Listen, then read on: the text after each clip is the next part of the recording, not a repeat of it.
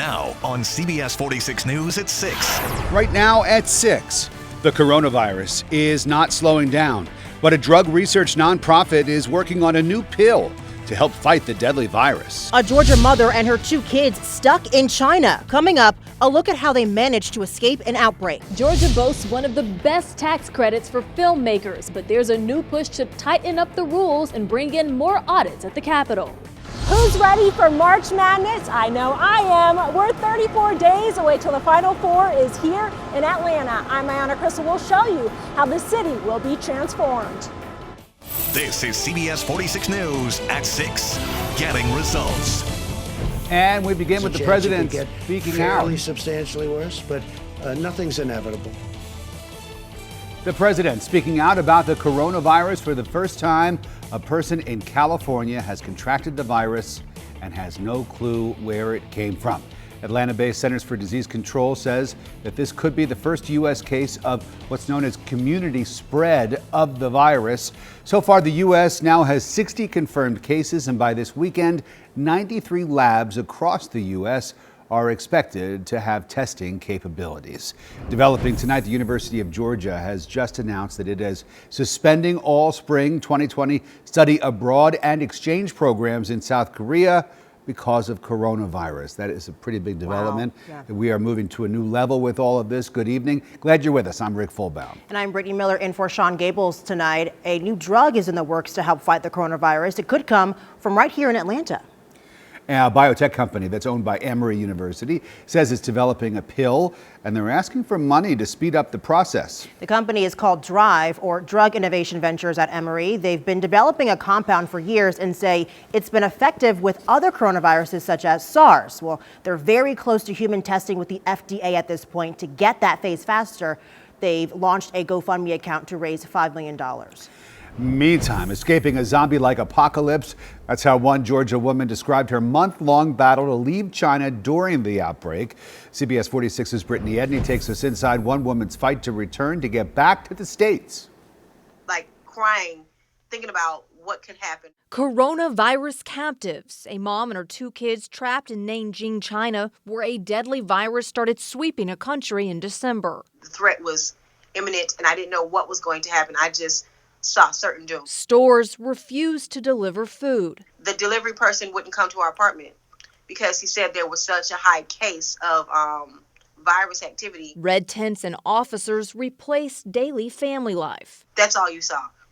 It was like a movie, and you could see a tumbleweed like going. It was very scary. And Resources ran low. basically, we pretty much just ate rice and eggs. Flight prices surged. Thousands of dollars. 4 weeks later, this family made their escape. And nobody on the plane. Headed to Korea. First stop, Korea, where they were screened before and after entering the country. They see these people in these completely covered in these suits. They were really afraid. Good long journey. Then to Dallas, where the language barrier ended and explanations accompanied another round of screenings. Everybody's temperature was checked, and they asked you there's a whole list of questions. While relieved to be back on U.S. soil, Jackson says the journey here was terrifying. The danger was so there and so very real. Right now, Jackson and her kids are under a 14-day quarantine in Florida. We are leading coverage on the rapidly spreading coronavirus as new outbreaks pop up outside of China. You can download the free CBS 46 app, sign up for breaking news alerts, get the very latest developments on this story that everybody's talking about sent directly to your phone. The app is free for Apple and Android users. It is a beautiful day outside, not a cloud in the sky over downtown. The sun will dip below the horizon here in the next 45 minutes. 47 degrees. It is only going to get colder from here. The good news is the wind is dying down. It will be light tonight. Clear skies overnight, but another little impulse, a little kink in the atmosphere causing a disturbance headed our way. It is going to move in by sunrise tomorrow, so it will be a cold and clear night. Morning lows at freezing or a little bit below. You wake up to clear skies. That will not last. Clouds move in very quickly. We'll see isolated showers, even some snow showers in the mountains. So another very cold day on tap tomorrow. It's also going to be windy in the afternoon, so you need the winter coat when you head out the door. Again, isolated snow and rain showers. I'll break down the hour-by-hour forecast for where you live, and we'll take a look at snow accumulations coming up here in around 10 minutes. Ella, thank you. A CBS 46 update now. A gas leak in Northeast Atlanta is now fixed. It happened at Glen Iris Drive and East Avenue. Someone broke a gas line. Crews will remain on the scene, of course, to monitor those repairs. Also today, lawmakers at the state capitol say it's time to tighten up tax credits given to production companies here in Georgia. But some say if it's not broken, why fix it? Haley Mason is live at the Capitol with a look at possible changes to this multi-billion-dollar industry. Rick, the rules of the Georgia film tax credit have not changed in more than a decade, but the state audit department says they need to in order to prevent misuse. 53 Echo, take 4, marker. It's the reason Atlanta, replete with glitz and glam, is coined the Hollywood of the South. Georgia's booming film industry has become so popular in part because of attractive film tax credits. Currently, production companies receive up to a 30% tax credit on in-state expenditures if they spend at least $500,000 on qualified productions. The industry has brought in more than $4.5 billion. But state lawmakers say it's time to tighten up on the rules about what qualifies and what doesn't. So for every $1 we spent, we get 7 back. That's pretty good. Representative Matt Dollar says the rules and process needs updating. He's filed a bill to make it mandatory for every production company to undergo a third-party audit. We haven't updated the tax credit in 12 years. So the industry's changed a lot.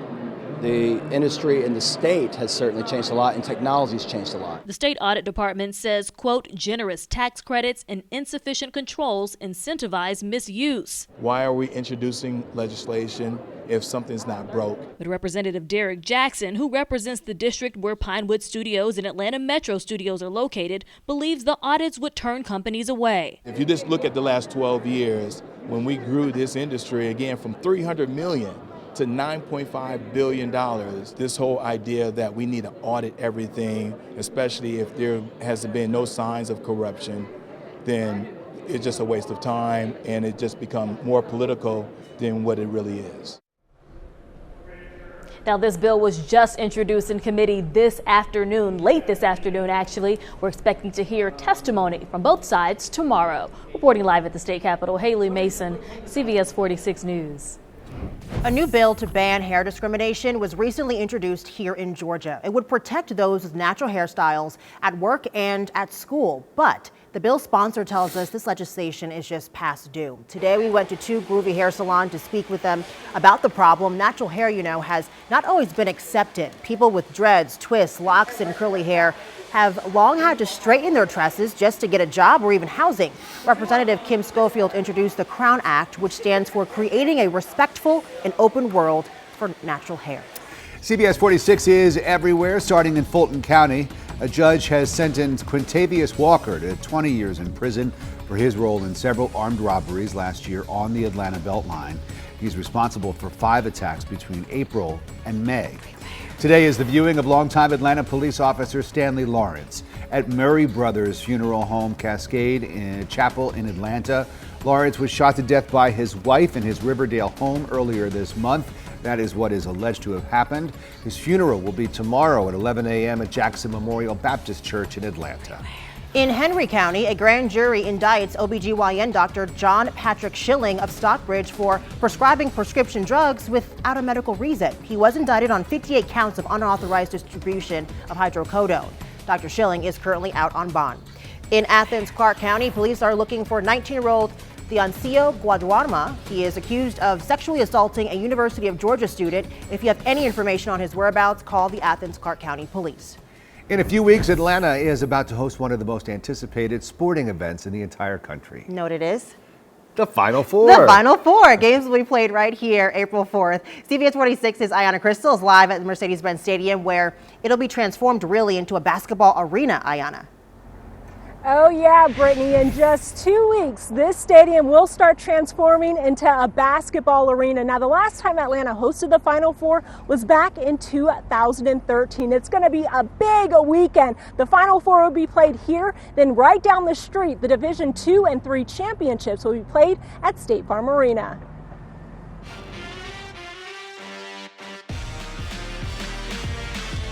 It's the most exciting time of the year for college basketball fans. March Madness is less than 3 weeks away. Transformation of downtown is going to start in just a few days. 68 teams will be vying for the coveted national championship trophy, but the top 4 teams will have to come through Atlanta. Even without knowing who the teams are, there's so much excitement around the Final Four. Mercedes-Benz Stadium will be transformed into a basketball arena. That starts on March 15th with the removal of about 10,000 existing seats, and we'll be bringing in around 25,000 temporary seats. We are anticipating that this will be a record-breaking crowd for the NCAA Final Four. The whole city is flooded with the NCAA banners. K-Sign's Indicator is used to big jobs. They made the banners for the Super Bowl in 2000 and other big events, and they are ready to transform downtown Atlanta. It excites people when they come to town and they see the magnitude,